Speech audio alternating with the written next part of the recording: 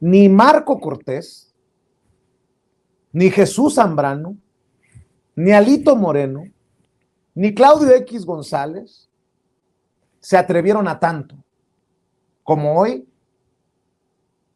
Ricardo Monreal.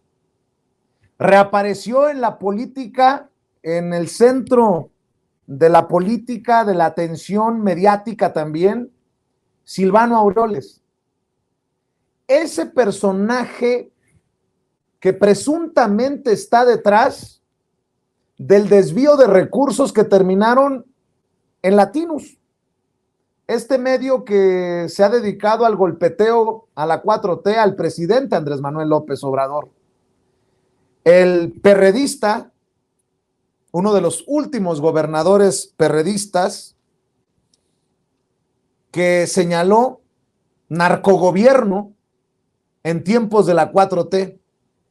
Ese que fue a quejarse de López Obrador a la OEA, ya no sé dónde más, la verdad ni me acuerdo, y no vale la pena ni acordarse. Bueno, pues es el mismo que hoy aparece sonriendo y muy abrazado de Ricardo Monreal.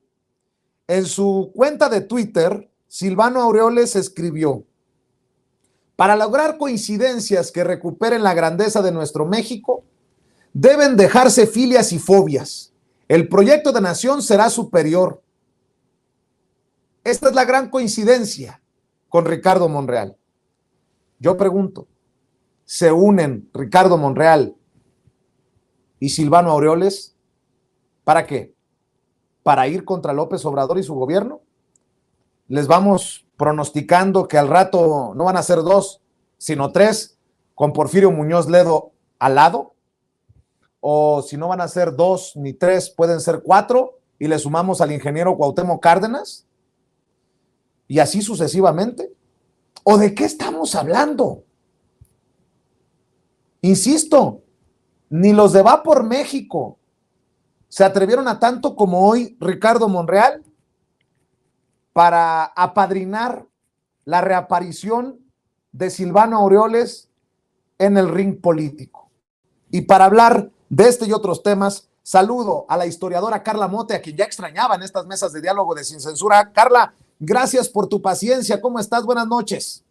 Yo también extrañaba mucho poder platicar contigo y tu auditorio. Estoy muy bien, muchísimas gracias. Y pues también aprovecho ahorita rápido para felicitarte por estas entrevistas.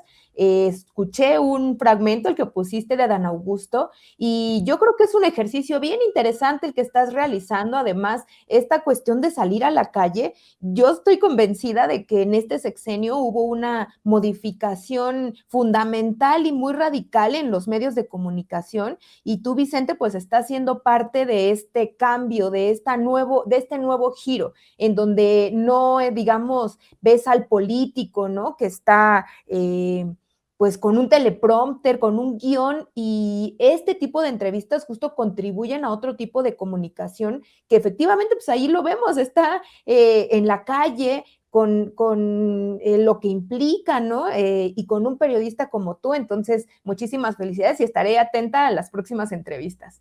Gracias, muchas gracias. Mañana la entrevista completa, mi querida Carla Mote, en los espacios de Sin Censura. Y es una mesa de diálogo a la que le tenía muchas ganas. Me emociona mucho. Una mesa de diálogo de mujeres sin censura. Le agradezco mucho a la doctora Leticia Calderón Chelius, también experta en asuntos migratorios e investigaciones del Instituto Mora, que nos acompañe. Le mando un abrazo, doctora. ¿Cómo le va? No, pues me va muy bien. Imagínate qué gusto con Carla, y como dices, bueno, con de mujeres, vamos a ver cómo se pone Vicente, y te felicito. Voy a ver estas entrevistas que yo no la he visto, así que no adelanto lo que no puedo decir ahora. Bueno, oigan, a ver, iniciemos, Carla, Leticia, con este tema, la reaparición de Silvano Aureoles, y nada más le faltó que le levantara la mano a Silvano Aureoles Ricardo Monreal.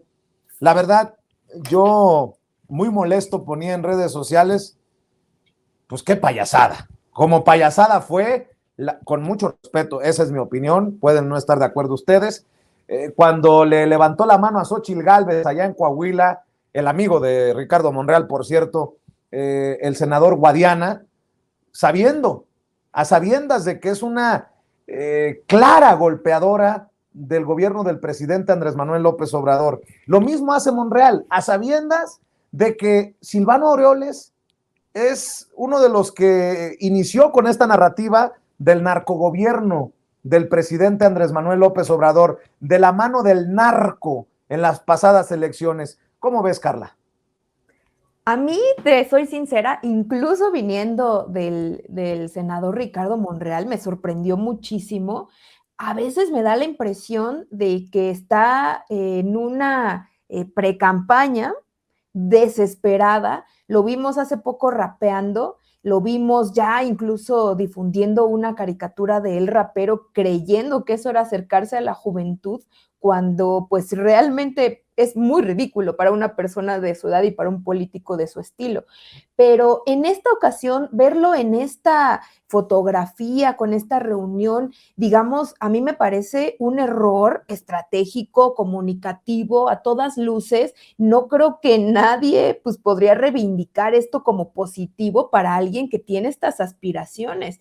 Yo más bien pues intuyo y lo noto en diferentes pues estrategias y comunicados que ha tenido el senador, le está dirigiendo su mensaje a la ala opositora.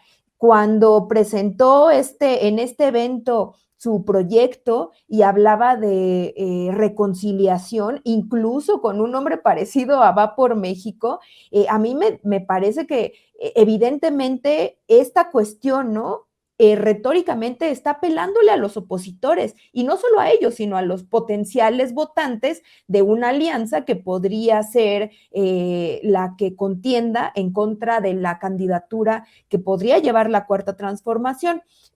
A mí, bueno, más bien me parece que este giro, ¿no?, que está teniendo el senador en este momento, pues evidentemente responde a sus aspiraciones políticas, pero también no me parece tan descabellada a la luz de su trayectoria.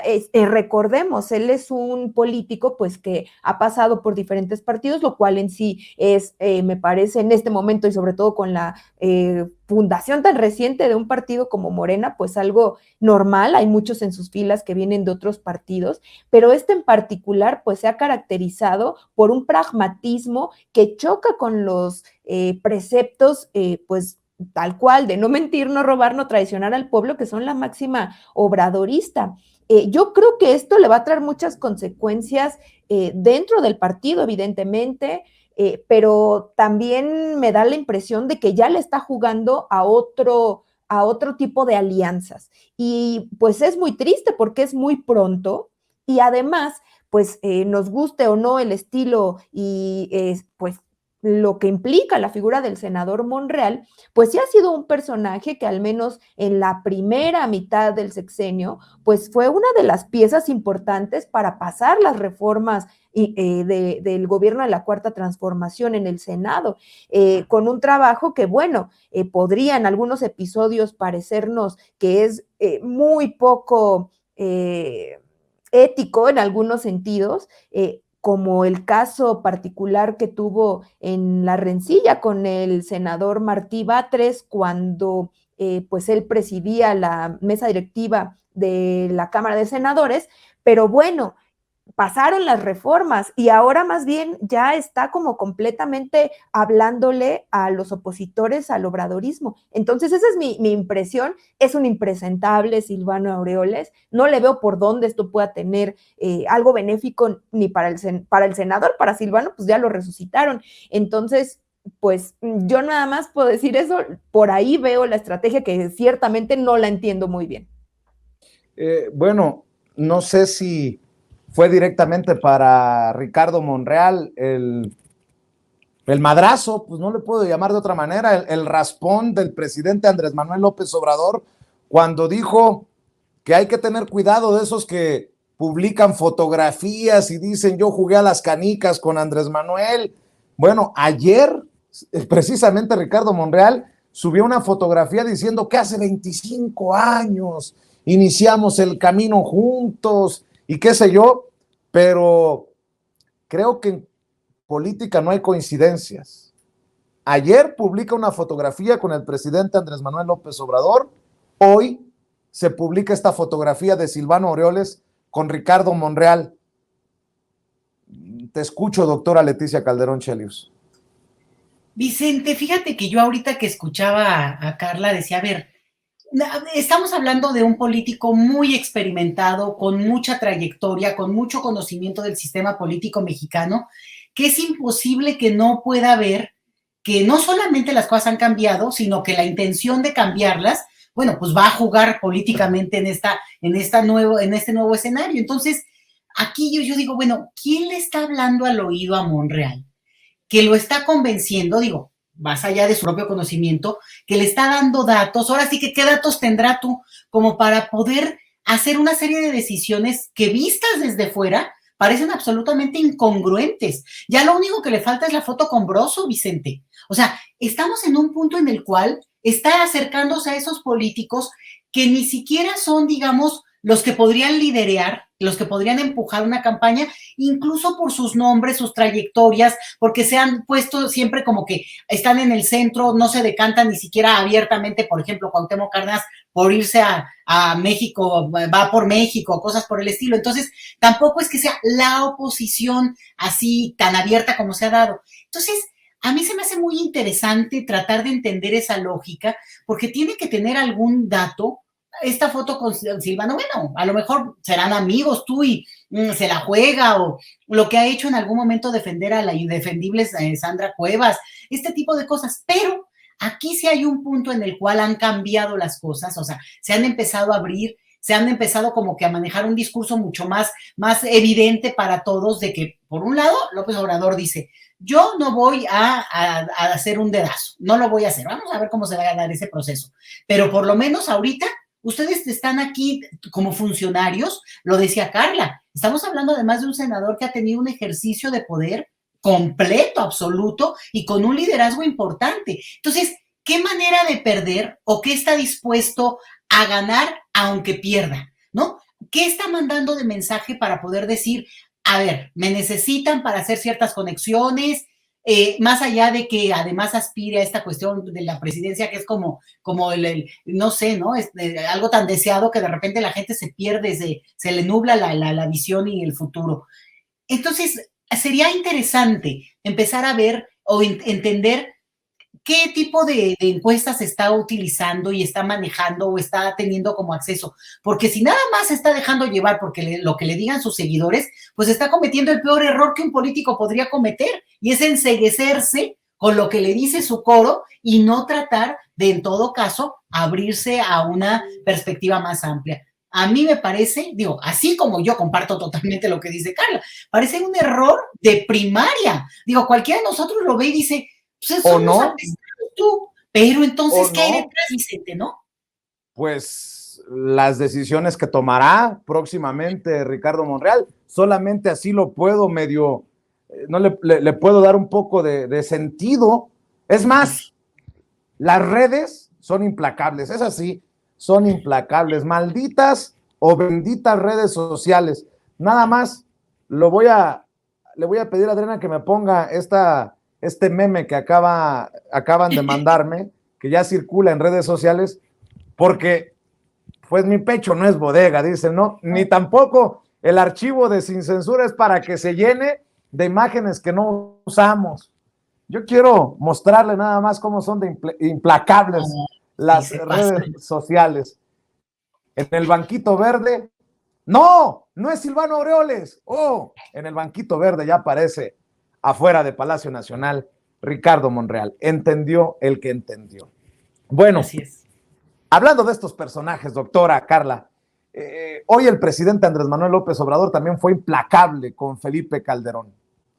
Le duela a quien le duela, le pese a quien le pese. Muchos dirán, eso ya hace mucho. ¿Cómo ahorrándose con austeridad republicana más de 2 billones de pesos, le presta atención a la pensión que tenía Felipe Calderón? Bueno, pues para que vean el nivel de saqueo, el nivel de sinvergüenzada que había en la clase gobernante, en la clase del pues del poder en México antes de que llegara la Cuarta Transformación. Estas son las declaraciones del presidente Andrés Manuel López Obrador, que exhibe a Felipe Calderón porque recibía una pensión mayor a los expresidentes de Estados Unidos.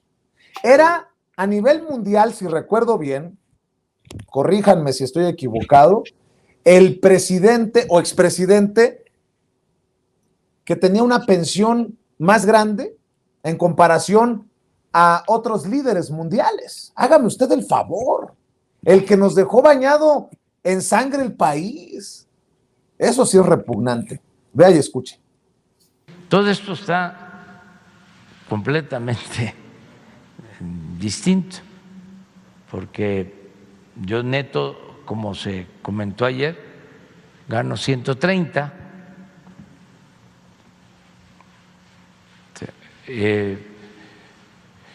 Esto significa como 1.800.000, pero en bruto pues deben de ser como 3 millones, cuando mucho. Y aún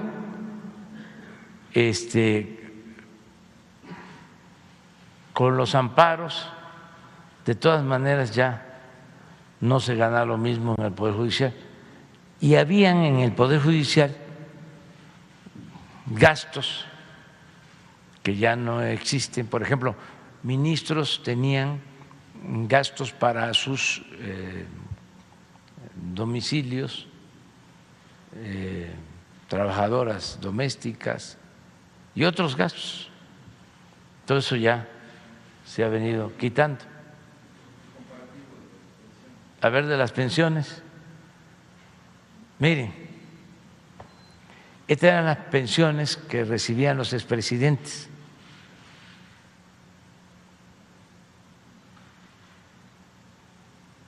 Calderón número 1, y no solo Calderón, es el tiempo, por eso se pone él, porque en ese entonces Bush, estos son 54 millones anuales total de pensión. Bush tenía 22 millones. Sebastián Piñera, de Chile, 10 millones. Brown, de Reino Unido, 3.859.000.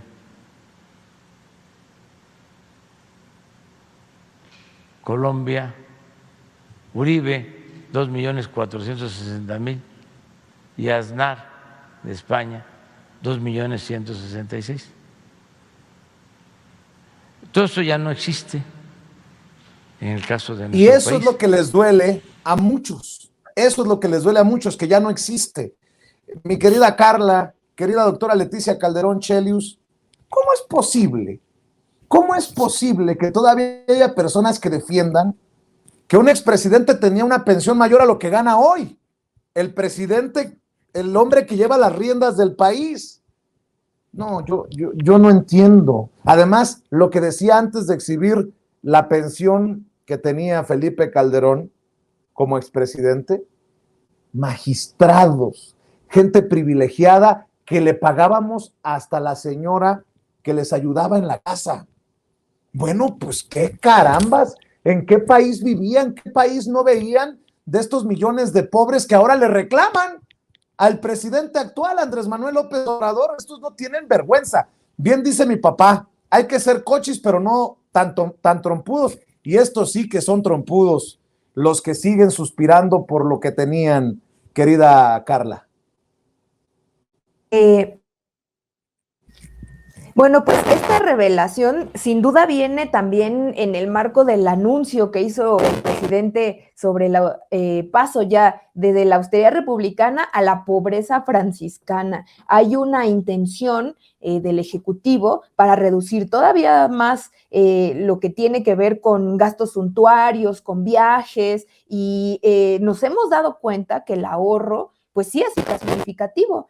Al inicio del sexenio, pues se burlaban mucho de que cuánto podían ahorrarse, y pues efectivamente este tipo de acciones tienen, claro, que esta cualidad, digamos, para la eficiencia del erario público, pues para poder tener los programas sociales y toda la infraestructura que se está haciendo en el país, pero también tiene una cuestión más simbólica.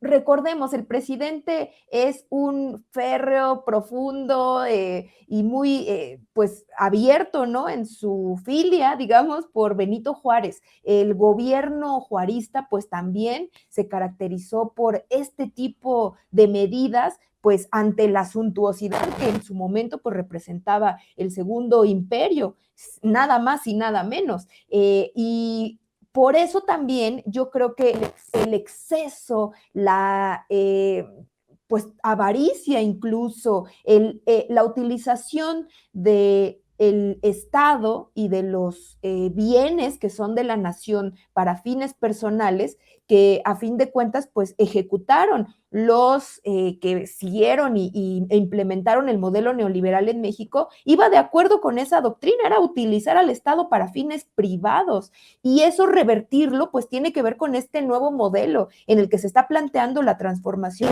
y el cambio, digamos, a un estado de bienestar.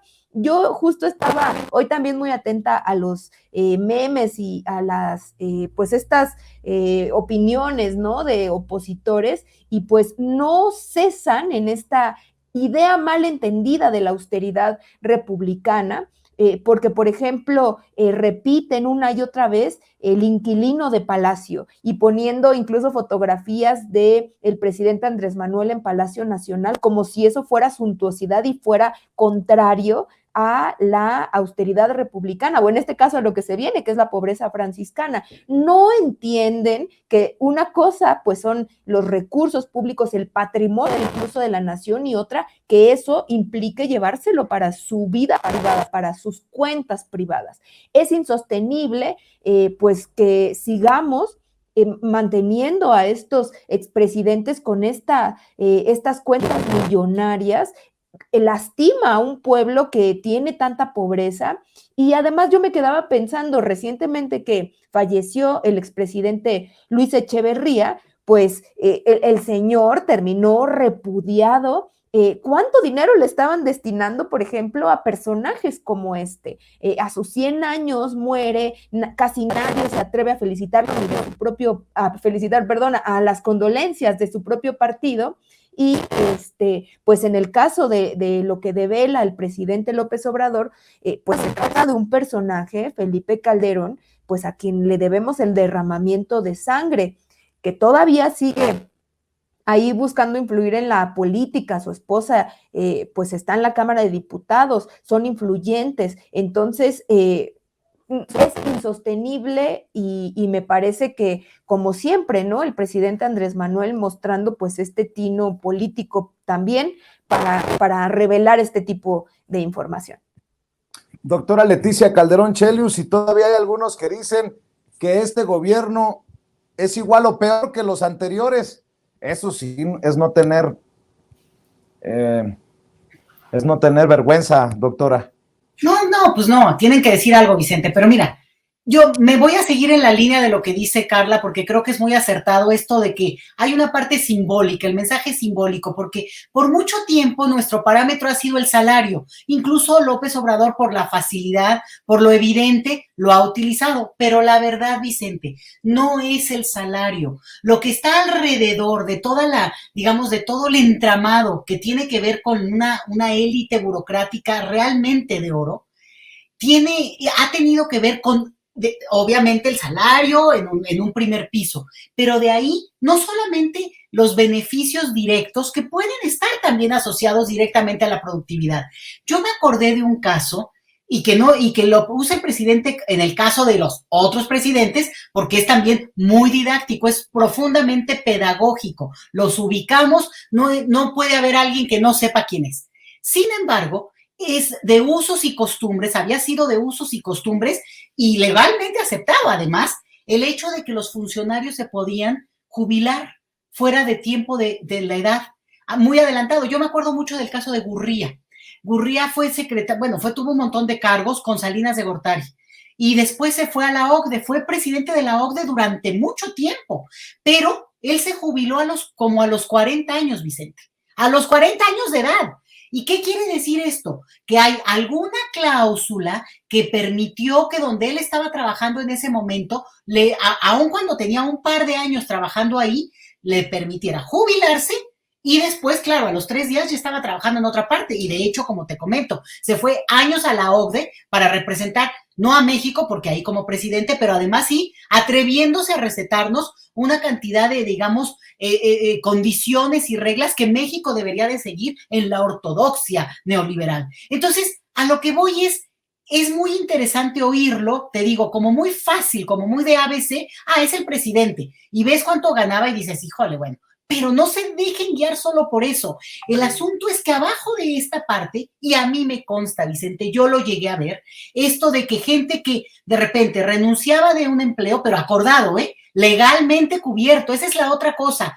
Todo esto no quiere decir que haya sido ilegal, sino que el entramado jurídico ha estado creado para permitir estas salidas para beneficio absolutamente abusivo, aun cuando no fuera ilegal. Entonces, gente que renuncia y el lunes ya está empleado de nuevo en el mismo puesto que a su vez había tenido antes, nada más que, haz de cuenta, incluida el bono de despido y los 12 meses que le debían de no sé qué más. O sea, una parte que ahí es donde se tomaba el recurso extraordinario que, repito, y ahí es donde está lo difícil también de llegar al meollo del asunto. No necesariamente es que era ilegal. Y ahí es donde creo que nos obliga, nos permite meternos, habría que investigar a fondo cómo se fueron dando las últimas, digamos, jubilaciones en tiempo y en edad. ¿Por qué? Porque aquí hay una disputa mundial por el tema de las jubilaciones. La verdad es que hay un asunto muy delicado y sin embargo tienes un país como México en que se puede jubilar un señor a los 40 años. ¿Por qué? Pues porque hay salidas legales que se lo permitieron. Y estoy hablando de uno que conozco, pero júralo que esto se debe de repetir. Tú mencionaste el caso del poder de la Suprema Corte y el poder, las fiscalías y todo este entramado que es tremendo. Bueno, ahí es un pasadero también, no solamente de esos macrosalarios, sino de todo esto. ¿Y quién crea las leyes, Vicente? Dime quién ha construido ese andamiaje legal.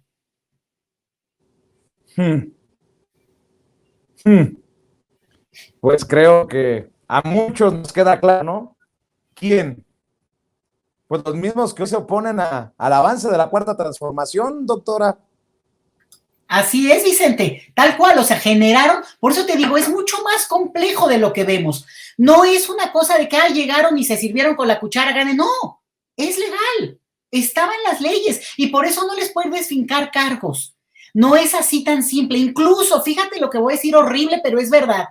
El uso, hablábamos de Silvano hace rato, que pudo haber hecho de algunos recursos que su propio gobierno le permitió, seguramente estaba en la ley, ni lo dudo, porque el mismo presidente nos comentó hace cosa de un mes o menos de un mes cómo estaba esto de la partida secreta.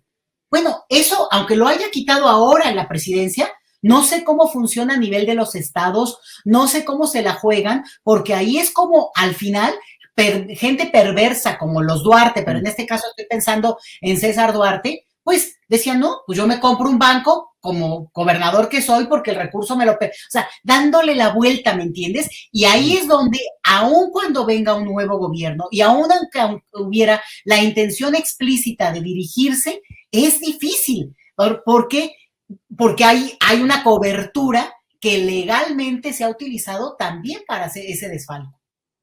Así es, y déjenme poner, hablando de personajes perversos, este tema sobre la mesa, en esta mesa de diálogo con Carla Mote, la historiadora Carla Mote y la doctora Leticia Calderón Chelius, experta en asuntos migratorios e investigadora del Instituto Mora. ¿Qué me dicen de Juan Collado, el abogado de Carlos Salinas de Gortari, el abogado de Enrique Peña Nieto, el abogado, dice Toño Ruiz, nuestro compañero Toño Ruiz, el abogado de los puercos o de los cerdos poderosos, que cada quien asuma sus dichos, pero oigan, A mí me criticaron que porque debido a mi insistencia se alertó a Peña Nieto que la UIF había denunciado al expresidente priista Enrique Peña Nieto y que ya había una carpeta de investigación en la Fiscalía General de la República. Pero mi punto es que no son los 20 millones de pesos que supuestamente le transfirieron a Enrique Peña Nieto los que hablaba Pablo Gómez cuando por fin fue a hablar de este caso por exigencia del presidente Andrés Manuel López Obrador a Palacio Nacional por insistencia de nosotros. Ojo, Juan Collado, el abogado, tuvo la capacidad de comprar 3 departamentos de lujo en Miami, Florida, y 2 aviones en Estados Unidos. Díganme si soy un loco o de plano el tiempo me está dando la razón. Si el abogado de estos personajes tiene la capacidad de comprar 2 aviones, no 1, 2 aviones en Estados Unidos y gastarse millones de dólares en departamentos de lujo, algo hay por ahí. Les leo: el que fuera el abogado de confianza del expresidente de México, Enrique Peña Nieto, Juan Ramón Collado, ahora preso en el reclusorio norte, compró hasta 3 departamentos de lujo en Miami y 2 aviones a través de la red de cuentas opacas que creó en la banca privada de Andorra. Por eso les digo que Andorra es Andorra y Gomorra, entendió el que entendió. Cuando ese país se regía bajo reglas de un paraíso fiscal, de acuerdo con reportes dados a conocer ayer. La información de esas operaciones millonarias la recogió en un informe pormenorizado la policía del Principado de Andorra, donde los tribunales, la fiscalía y los agentes expertos en blanqueo de capitales y crimen organizado investigan desde hace años las operaciones presuntamente ilegales de Collado y de sus supuestos clientes.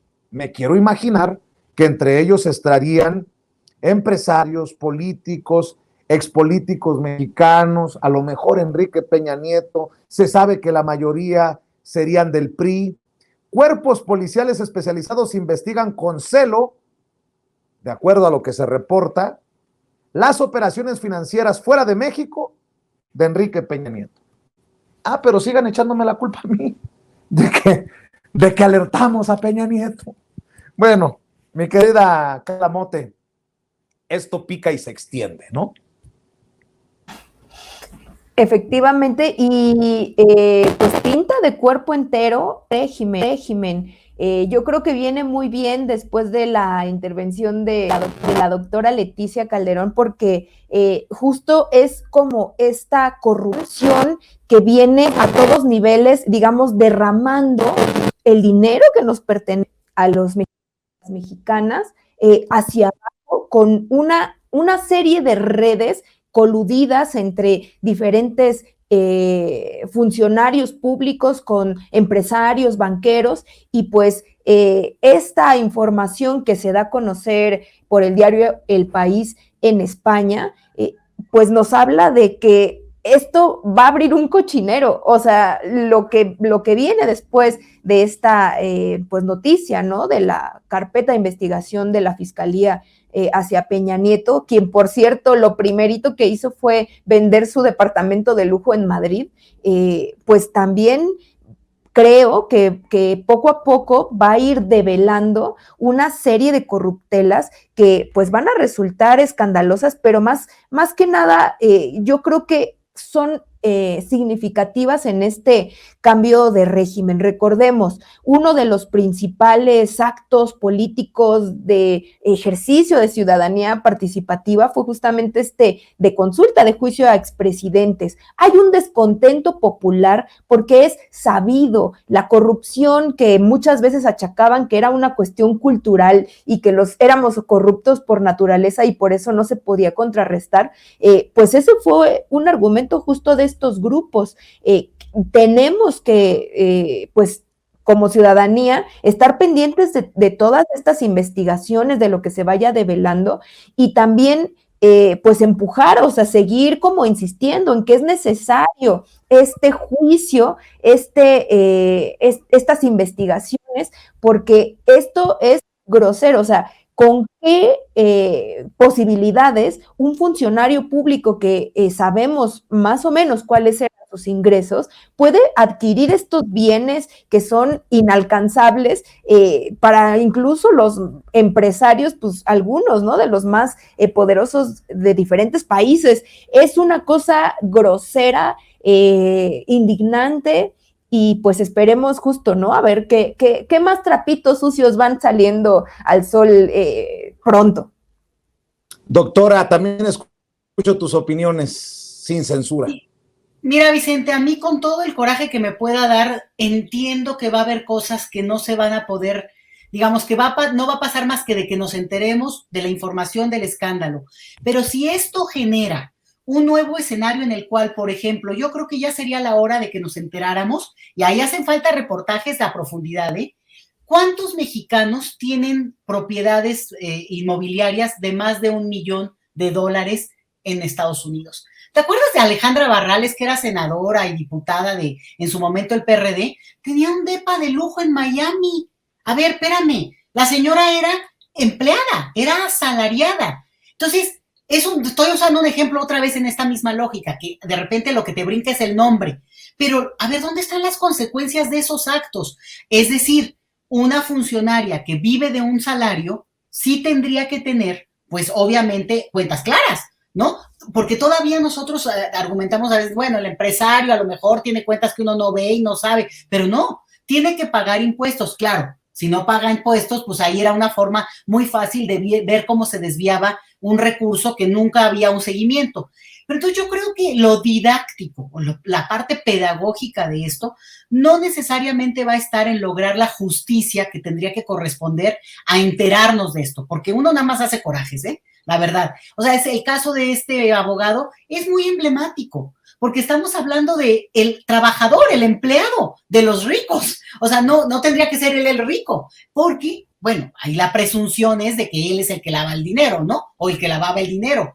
Bueno, y que pudo desviar con suficiente tiempo y aviso desde las mismas redes de poder internas, que ahí tiene todavía sus grupitos que lo apoyan, pues la información suficiente para haber en su momento trasladado el recurso que le permitió comprar casi que cash el departamento en Madrid que tiene, ¿no? Entonces, son de estas cosas en que estamos hablando de veras como thriller policíaco, como serie de Netflix, ¿no? Con una cantidad de cosas, pues, que de repente lo sobrepasan a uno con la imaginación. Pero por eso digo, no necesariamente esto llevará a juicio todos los casos que deberíamos de conocer a detalle, aun cuando hagamos mucho coraje, y soy la primera en que lo hace porque pues sí, hay mucho abuso, pero porque se genera esta cosa de que así ya no puede ser, Vicente.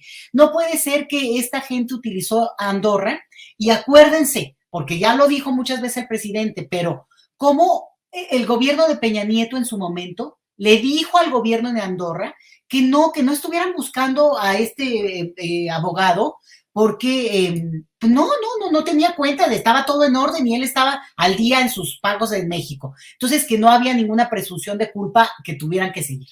Y bueno, claro, se burlaron de ellos. El gobierno de ese país después quedó muy ofendido y realmente está colaborando con México por lo que se ha dicho, lo que ha trascendido, porque realmente les vieron la cara.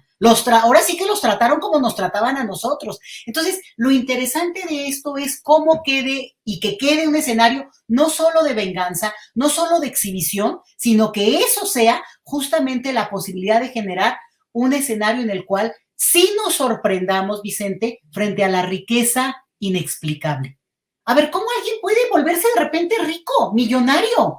No, es que ya era de familia rica. Ay, tú, ¿cómo que de familia rica le cayó el cielo? ¿Cómo es eso, no? O sea, hay toda una parte en que creo que nosotros hemos contribuido con nuestra narrativa mexicana a justificar esa riqueza inexplicable. Tú lo decías y con esto cierro. Hasta el servicio doméstico se les paga a estas personas.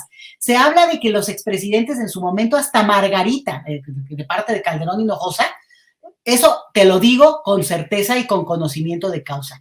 Tenía, y por ley, un pago como la esposa del expresidente, que a su vez le permitía tener y montar la oficina que tenía. O sea, es una cosa que volvemos al punto. el entramado legal es fundamental de modificar, como se ha hecho en algunos puntos, pero en serio, Vicente, porque esa es una trampa que se nos puede quedar para el futuro. Bueno, para cerrar y para enviarlas a sus, no sé si a sus ocupaciones en casa o a más compromisos, enojadas, y que alguien les pague los platos rotos. Híjole, yo estaba leyendo esta nota que me envió nuestro jefe de información, Mario Toledo. Híjole, la verdad fue como un gancho al hígado.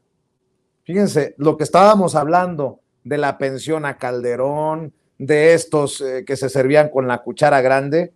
Bueno, pues la querida Nancy Flores, corresponsal de la revista Contralínea, la coordinadora de información y edición web de la revista Contralínea, Nancy Flores, publica que el Banco de México paga millonarias pensiones vitalicias a Zedillo, a Carstens, a Gil Díaz.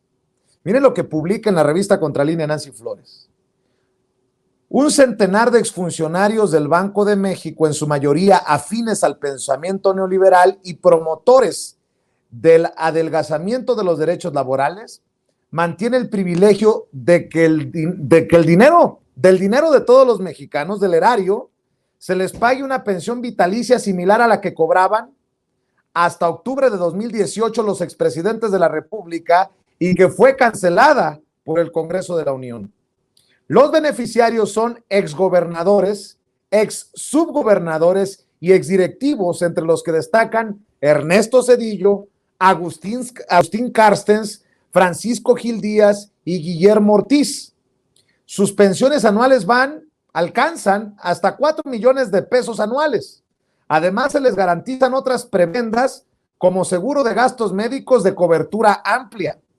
De acuerdo con los datos del Banjico, actualizados al primero y segundo trimestre del 2022, Ernesto Zedillo cobra de esa institución 121,763 pesos con 22 centavos mensualmente, por lo que al cierre de este año se habrá embolsado 1,461,156 pesos. O sea, el que nos tiene metidos en lo del Fobaproa, que tendrán que pagar mi hijo, mis nietos, con el favor de Dios, espero tener, a lo mejor hasta los hijos de mis nietos, mis bisnietos. Hay que recordar que se desempeñó como analista y subgerente de investigación económica. A este se suma otro centenar de privilegiados, entre ellos Miguel Ángel Mancera Aguayo, quien cobra mensualmente 338,833 pesos con 75 centavos, quien encabezó el Banco Central del 1 de abril de 1994 al 31 de diciembre de 1997. A este se le recuerda como corresponsable del llamado error de diciembre de 1994, cuando por falta de reservas internacionales, crisis de deuda externa, déficit público abultado y una acelerada devaluación del peso, México cayó en una profunda crisis financiera. Conste que yo les advertí que las iba a mandar hasta de mal humor a sus ocupaciones, Carla, doctora Leticia Calderón Chelius. Algunos de los culpables de las peores situaciones económicas que, por ejemplo, tienen a muchos en el extranjero, que hicieron sufrir a nuestros abuelos o a nuestros padres, siguen recibiendo dinerito del Banco de México.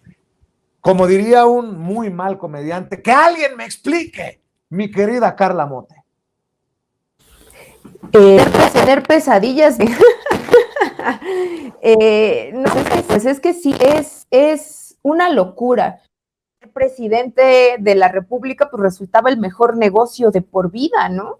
No solo eso, sino después todavía seguir haciendo negocios como los que ha hecho Ernesto Zedillo, Iberdrola y Felipe Calderón, y seguir cabildeando, tener información privilegiada. Por eso también la Cuarta Transformación pues les vino a tumbar todas esas prácticas que tenían aseguradas en esta alianza prianista, que si bien ahora está consolidada, pues sabemos, ¿no?, que existía como proyecto económico, que es el neoliberalismo. Efectivamente, esto es grosero, por eso medidas como la austeridad republicana son tan importantes.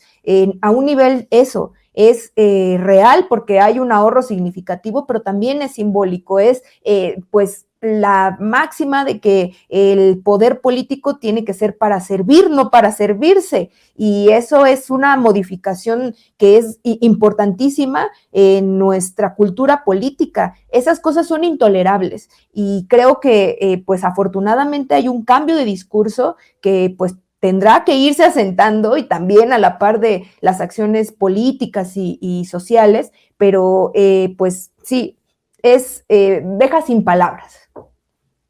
Pues en plena cuarta transformación, y qué bueno que hubo cambio de régimen, de visión de país, nos enteramos de estas cosas, porque si hubiera llegado Mitt o hubiera llegado Anaya, nunca nos hubiéramos enterado de esto, doctora. Pero, híjole, qué difícil píldora para digerir, ¿no? Bueno, ahorita mencionas a Mitt. Mitt debe tener una pensión, por supuesto. O sea, de repente dices, bueno, ¿qué va a hacer esta gente o a qué se dedica? Pues ellos tienen pensiones y ninguna de menos de 100,000 pesos, Vicente. Entonces, bueno, pues obviamente lo complementan con seguramente el despacho que tiene él en este caso, ¿no? Entonces, ojo con eso, yo creo que es un gran tema y qué bueno que lo pusiste con el reportaje que mencionas de gente muy seria. Yo creo que habría que darle una vuelta a eso y los políticos que nos representan tendrían que hacer reformas contundentes respecto al derecho, porque es un derecho, tener una jubilación, tener una pensión, tener un bono de cuando dependiendo las condiciones en las cuales sales de un trabajo, también tener una compensación, eso es totalmente legal. Pero tener un sueldo vitalicio, yo creo que estamos hablando de algo que tendría que explicárnoslo, sobre todo, digo, vamos a suponer a alguien que por alguna razón ya no podría volver a trabajar nunca. Bueno, pues entonces, digo, claramente se entiende que tendría que tener ese apoyo, pero cualquiera, no nada más estos personajes. Entonces, yo creo que son figuras que tienen cierta nobleza, otra vez, si hubiera una razón, pero no en los políticos o funcionarios que además están en el mejor momento de sus vidas laborales y además gente como Zedillo, digo, porque es ya el emblemático en este momento, se fue para luego emplearse con lo que había vendido, que eran los ferrocarriles nacionales, ¿no? Como lo han hecho otros. Entonces, júralo que Georgina Kessner, por ejemplo, también tiene alguna pensión vitalicia. Hace rato mencionaste a Miguel Ángel Mancera del reportaje y yo tengo la duda, porque Miguel Ángel Mancera no estuvo en el Banco de México, pero si fuera así, pues entonces tiene una pensión desde hace 20 años. Entonces, lo que hemos visto es... No es el ex jefe de gobierno. Ok, sí, porque me quedé así, ¿no? Pero fíjate que qué impresionante. Es gente que se ha movido, y ahí sí que el PRIAN tal cual, ¿no? En las esferas del poder se ha ido de un área al otro, bueno, los financieros sobre todo en el área, si tú quieres, ¿no? Moviéndose en los círculos en que se manejan. Pero con un beneficio que aunque los mueve de empleo, los deja bien cubiertos en lo que consiguen el otro.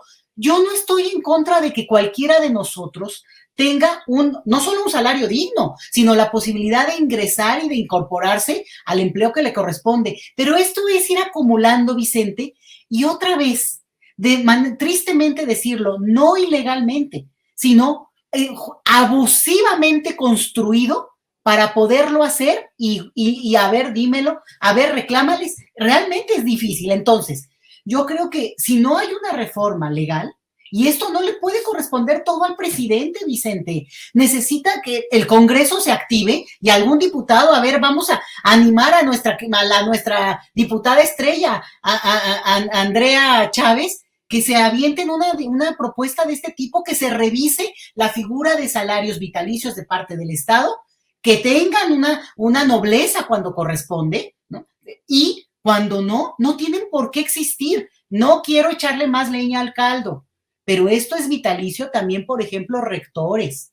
Y no solamente de la Universidad Nacional Autónoma de México. Estoy segura que las universidades estatales de todo el país, el que ha sido rector, aunque 3 meses, tiene salario vitalicio. Digo, tendríamos que entrar al detalle, pero volvemos. Esa radiografía, Vicente, urge porque no solamente es una salida del recurso, sino es una salida abusiva e innecesaria, porque estamos hablando de personas que en todo caso habrán ahorrado y se volverán a emplear en el momento en que, bueno, consigan dignamente un empleo como corresponde a quien fuera. Otra vez, no estamos peleando con el derecho, sino con el abuso. Eso es lo que yo diría, Vicente, y como siempre, pues muchas gracias. Qué gusto compartir con Carla Mote, me encantan sus comentarios y te agradezco mucho por eso. Gracias a usted, doctora. ¿Por qué no cerramos invitando a la gente para que lea lo que escribe, las columnas que escribe, para que esté al pendiente de su Twitter? ¿Por qué no cerramos con su información, doctora? Pues mira, en Twitter, a Leti Chelius, y ahorita estoy justamente preparando una columnita, así que en cuanto salga ya te aviso y ahí para que me des un retweet, pero como siempre, al cañón aquí también con los comentarios que me invites a hacer. Claro que sí, yo sé que siempre está al pie del cañón la doctora Leticia Calderón Chelius. Carla Mote, hay que invitar a la gente para que también lea tus columnas, querida Carla, para que también esté al pendiente de lo que publicas en Twitter. Te vemos seguido como invitada en diferentes canales, en diferentes medios, y eso me da mucha alegría, me genera mucha alegría. Gracias, Vicente, en serio por invitarme a tu espacio. Y bien, con la doctora Leticia, quien admiro muchísimo, es un gran placer poder estar aquí en esta mesa con ella. Y bueno, a mí me pueden leer en Twitter, estoy ahí dando a veces lata como @carlamote, escribo quincenalmente en El Soberano. Pues les invito a leer el periódico feminista La Regeneración. Muy bien, pues te agradezco, Carla, te agradezco.